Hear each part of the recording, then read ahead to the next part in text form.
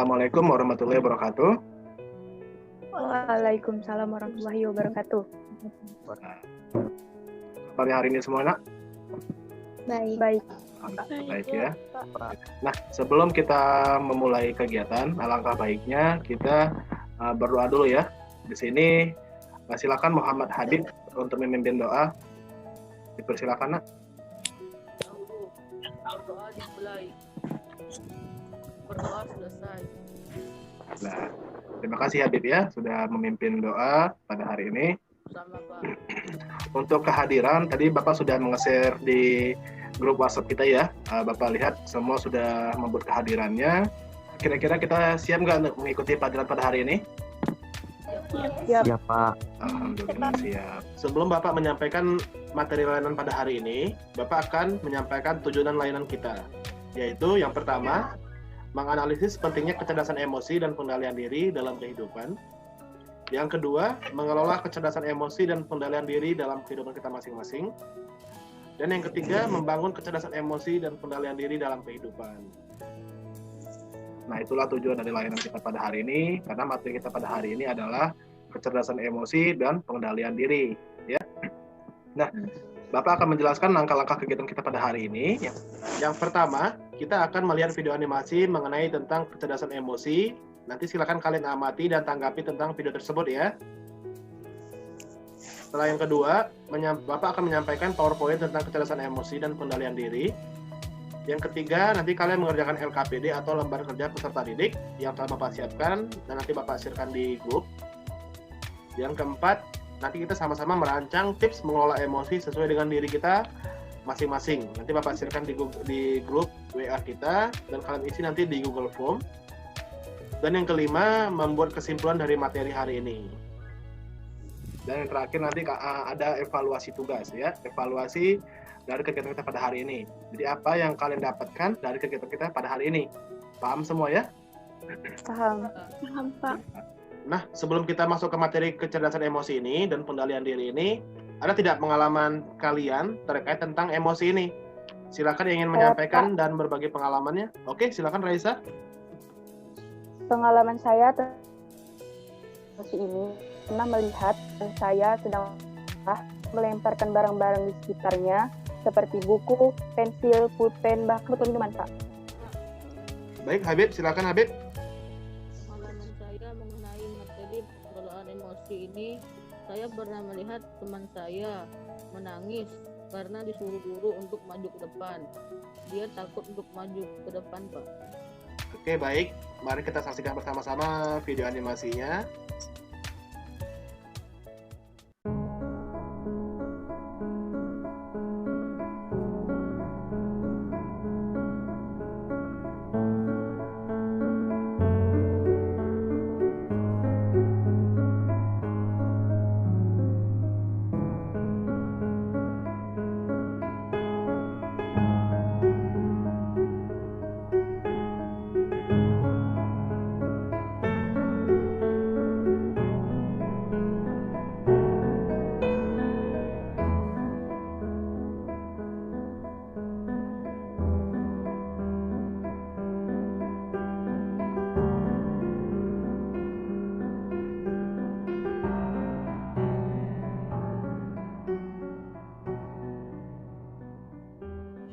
Nah, setelah melihat video animasi tentang kecerdasan emosi barusan, ya, kira-kira pelajaran apa yang kalian dapatkan dari video tersebut? Silakan yang ingin menanggapi.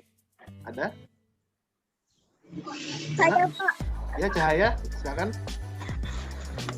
Menurut saya tentang video animasi yang kita tonton, saya melihat seorang anak yang kesakitan dan menangis karena dilempar sampai berdarah. Lihat juga anak itu, Pak, ayahnya marah kepadanya karena dia kan hanya bermain. Oke, baik. Ada lagi yang ingin menanggapi? Silakan, Nak. Ya, Pak. Ya, Fahmi, silakan, Nak. Menurut saya tentang video yang saya tonton, ibu yang meluk anaknya untuk yang sedang kesakitan dan menangis, Pak.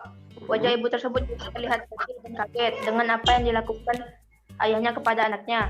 Saya juga melihat ayahnya seperti terlihat menyesal, Pak, setelah menangis. Oke, baik. Sudah dua orang yang menyampaikan perwakilannya. Terima kasih ya sudah menyampaikan tanggapannya. Kita akan mulai masuk ke materi ya. Nah, di sini Bapak akan menyampaikan tentang kecerdasan emosi dan pengendalian diri ini. Kita masuk ke materi. Nah, di sini emosi adalah kondisi perasaan yang muncul karena perubahan fisik dan psikologis, ya. Selanjutnya, emosi psikis. Ini dari dalam diri kita. Menurut Paul Ekman, ada 6 emosi dasar yang dimiliki manusia. Yang pertama, emosi bahagia. Nah, di sini Bapak tampilkan emotikon seseorang yang tertawa sampai mengeluarkan air matanya. Selanjutnya, emosi sedih. Nah, di sini Bapak tampilkan suatu kesedihan dan suatu emotikon tentang kesedihan. Nah, yang ketiga, emosi marah. Ini emosi marah ini yang sering ditunjukkan di SMP kita ini. Di sini Bapak tampilkan suatu emotikon tentang orang marah. Yang keenam, emosi terkejut. Nah, di sini Bapak tampilkan emotikon tentang terkejut. Ya, kecerdasan emosi adalah kemampuan memahami emosi diri sendiri dan perasaan orang lain. Nah, di sini Bapak tampilkan ciri kecerdasan emosi. Yang pertama, mudah bergaul, tidak mudah takut. Di sisi lain, Bapak tampilkan di sini ciri tidak cerdas emosi. Yang pertama, bersifat agresif. Dan yang terakhir, kurang percaya diri. Nah, jadi kita akan mengerjakan itu lembar kerja peserta didik. Jadi kalian menurut pendapat kalian jawab. Ya, jadi sepahaman kalian, sepengetahuan kalian jawab tentang materi tersebut. Nah, di sini LKPD yang akan kalian kerjakan ya. Jadi nanti dijawab tentang video tersebut. Jadi di sini sudah 27 respon ya yang menjawab pertanyaan ini dan Bapak akan membacakan salah satunya. Di sini punya Naila Salsabila Hidayat ya. Jadi menurut pendapat Naila, pelajaran apa yang bisa diambil pada video animasi yang telah disaksikan? Kita harus dapat mengatur emosi diri sendiri agar tidak melukai orang lain. Nah, di sini sudah paham Naila tentang kecerdasan emosi ini, dampak apa yang akan terjadi jika kita tidak cerdas emosi. Selanjutnya, soal nomor 2, setelah melihat video animasi tersebut, jelaskan menurut pendapat kamu emosi apa saja ditampilkan pada video animasi dan bagaimana ekspresi dari emosi tersebut. Di sini Naila menuliskan 3 emosi ya. Yang pertama emosi marah. Nah, di sini tadi mungkin ayahnya ya yang marah ya. Di sini mengerutkan kening dan mata melotot.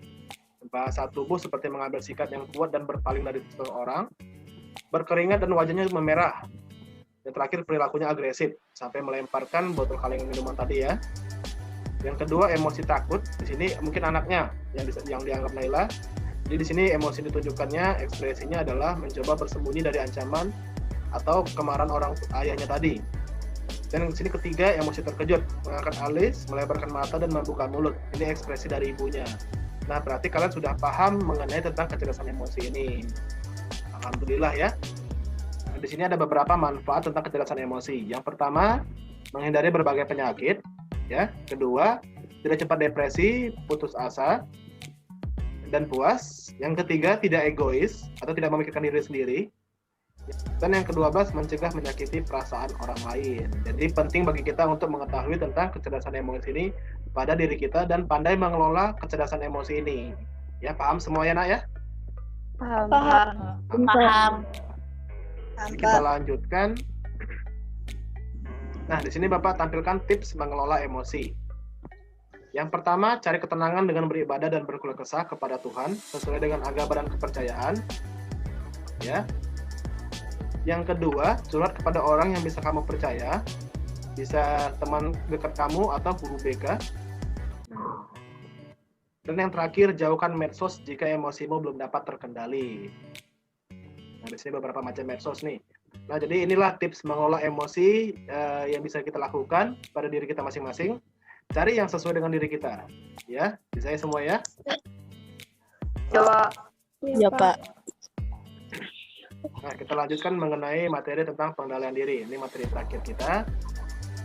Pengendalian diri adalah kemampuan diri mengendalikan perilaku untuk mencapai tujuan tertentu. Cara pengendalian diri, ya. Yang pertama, pengendalian suasana hati kita. Dan yang terakhir, menyibukkan diri. Nah, inilah cara pengendalian diri atau cara mengolah emosi kita tadi ini. Ya. Jadi mungkin inilah akhir dari kegiatan kita pada hari ini, materi kita pada hari ini. Nah, ya. Oke, baik. Kalau semuanya sudah jelas dan tidak ada yang bertanya, Bapak yang akan bertanya dengan kalian nih ya. Jika kalian sedang marah, menangis, atau bentuk emosi lainnya, bagaimana cara kalian menyikapi atau mengelola emosi tersebut? Ada yang bisa menyampaikan? Saya, Pak. Oke, Farel, silakan, Nak. Kalau saya sedang marah, Pak, saya akan berwudu dan sholat agar emosi marah saya bisa mereda dan hati saya menjadi tenang. Sehingga saya tidak melupakan emosi marah saya kepada orang yang telah membuat saya marah.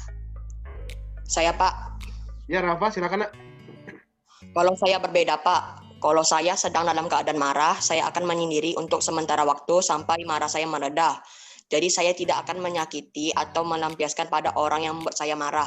Oke, baik, sudah 2 orang yang menyampaikan bagaimana cara kita dapat mengelola emosi. Berarti kalian sudah paham bagaimana cara mengelola emosi ini. Oke, terima kasih ya.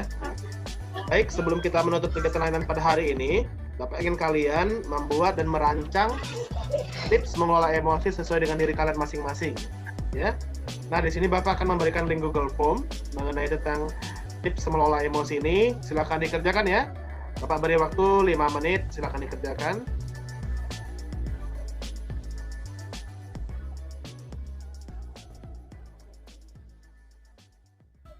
Oke, sebelum Bapak menutup kegiatan, nah dari kegiatan kita pada hari ini, pemahaman baru apa yang kalian dapatkan setelah mengikuti layanan kita pada hari ini? Ada yang bisa menyampaikan, Nak? Tips mengolah emosi, Pak. Tips mengelola emosi. Oke, sekarang Raisa silakan. Dapat mengetahui ekspresi emosi orang. Alhamdulillah. Ada yang lain lagi, Nak? Berarti semua udah paham nih. Dapat mengetahui bahwa emosi itu tidak hanya marah, ada sedih, takut, jijik, dan lain-lain, Pak. Alhamdulillah. Berarti semua udah paham ya mengenai tentang emosi ini. Jadi sudah 3 orang yang perwakilan yang menyampaikan tentang pemahaman apa yang didapat setelah mengikuti layanan kita pada hari ini. Jadi kalian sudah paham tentang kecerdasan emosi ini. Alhamdulillah. Perasaan apa yang kalian rasakan setelah mengikuti layanan kita pada hari ini? Nah, ayo ada yang bisa menyampaikan? Senang, Pak. Senang semua ya? Alhamdulillah. Alhamdulillah. Terima kasih ya. Berarti kalian senang dan kalian juga pastinya menyerap apa yang Bapak sampaikan di kegiatan kita pada hari ini. Oke, yang terakhir, hal yang akan kalian lakukan setelah mengikuti layanan apa, Nak, kira-kira? Ada yang bisa menyampaikan? Lebih belajar lagi, Pak. Raisa lebih belajar lagi ya untuk mengetahui kecerdasan emosi ini. Ada yang lain lagi? Lebih bisa mengontrol emosi, Pak. Rida lebih bisa mengontrol emosi. Nah, itu bagus ya. Nah, kalau misalnya teman kalian nih ada masalah emosi, kalian mau nggak ngebantuin teman kalian itu? Mau. Mau ya? Karena kalian sudah paham tentang kecerdasan emosi ini, jadi kita punya niat untuk membantu teman yang punya masalah tentang mengelola emosi ini. Nah, alhamdulillah, berarti kalian sudah paham semua tentang materi kita pada hari ini. Ya, jadi ini kegiatan kita sudah berakhir. Jadi sebelum kita menutup kegiatan kita, Bapak akan men-share tentang evaluasi layanan kita pada hari ini, evaluasi hasil. Jadi Bapak sudah sharekan di grup WhatsApp tadi tentang evaluasi hasil dari layanan kita. Nah, silakan kalian isi, Bapak berikan waktu 5 menit ya. Nah, di sini evaluasi hasil dari kegiatan layanan kita pada hari ini. Nah, kalian tadi sudah mengisi ya tentang layanan kita pada hari ini. Di sini ada 8 soal. Dan Bapak lihat hampir jawaban kalian tuh semua sudah paham. Atau di jawaban 3 dan 4. Nah, di sini kelihatan nih, 29 tanggapan, 55% memilih pilihan nomor 4.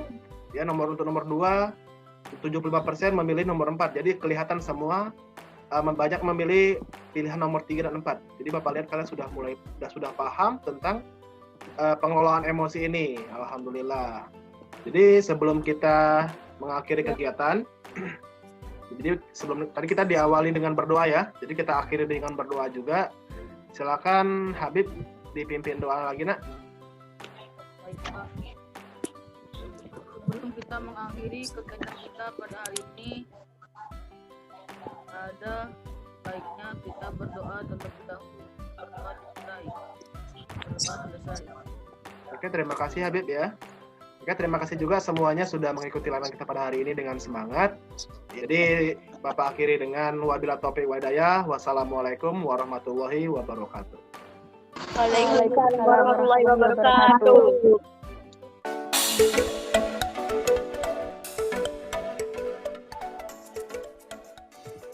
perasaan saya ketika saya mulai melaksanakan perencanaan dan juga pelaksanaan proses pembelajaran berdiferensiasi dan juga teknik KSE adalah saya merasa tertantang dan juga merasa senang sekali. Kenapa merasa tertantang? Karena di sini saya harus bisa memasukkan unsur-unsur diferensiasi dan juga teknik KSE dalam proses pembelajaran. Dan yang kedua, saya merasa senang karena di sini ada usaha guru dalam memfasilitasi potensi masing-masing murid yang berbeda. Selain itu juga, pertimbangan waktu efektif dengan pelaksanaan kegiatan harus diperhitungkan. Kegiatan pertama yang dilakukan seorang guru dalam mengintegrasikan pelaksanaan pembelajaran diferensiasi dan pembelajaran sosial emosional adalah pemetaan kebutuhan murid yang meliputi kesiapan belajar, minat, dan profil belajar murid.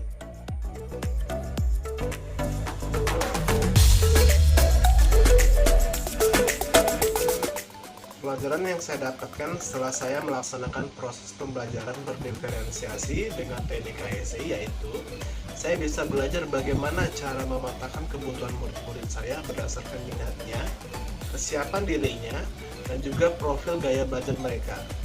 Dan yang kedua, yaitu saya belajar bagaimana menyusun sebuah rencana pelaksanaan pembelajaran dengan memasukkan unsur-unsur diferensiasi dan juga teknik KSE yang tepat. Saya juga belajar bagaimana menyusun sebuah media pembelajaran yang memperhatikan kebutuhan murid saya berdasarkan gaya belajarnya, baik dari gaya belajar visual, kinestetik, maupun auditori. Dan juga bagaimana saya mengembangkan sebuah bahan ajar atau materi ajar yang sesuai dengan kebutuhan murid saya. Dan yang ketiga, pembelajaran yang saya dapatkan adalah ternyata bakat dan minat anak-anak masing-masing anak itu berbeda-beda. Sehingga dengan adanya diferensiasi produk, maka mendorong murid saya untuk mengembangkan bakat minatnya. Jadi mereka menghasilkan sebuah produk sesuai keinginannya tanpa ada paksaan dari guru, sehingga anak-anak mengerjakan dengan lebih merdeka, lebih bebas, namun tujuan pembelajaran dapat tercapai. Dan yang keempat, tentunya pembelajaran yang saya dapatkan adalah bagaimana penggunaan teknik KSE yang tepat dalam suatu proses pembelajaran, sehingga kita sudah menentukan sebuah materi dan tujuan pembelajaran yang akan kita capai, maka kita akan memilih teknik KSE yang mana yang tepat sehingga sesuai dengan tujuan pembelajaran yang ingin dicapai.